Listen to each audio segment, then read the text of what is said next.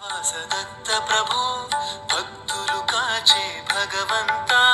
జగద్గురుడవు నీవయ్య ఆ జగతికి మూలం నీవేనయ్యా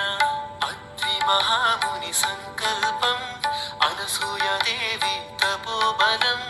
అవని పైన నీ ఆగమనం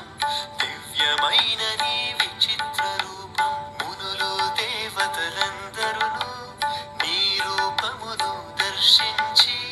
అమితమైన ఆనందమునుంది ముక్తులు అయ్యేరయ్యా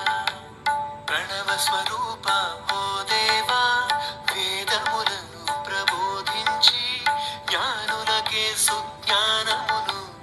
ఒసగి వారల బ్రోచితివి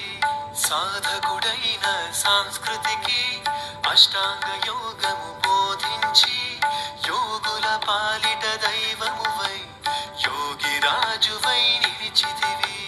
బ్రహ్మదేవుని తలపులను అక్షర పరబ్రహ్మ యోగమును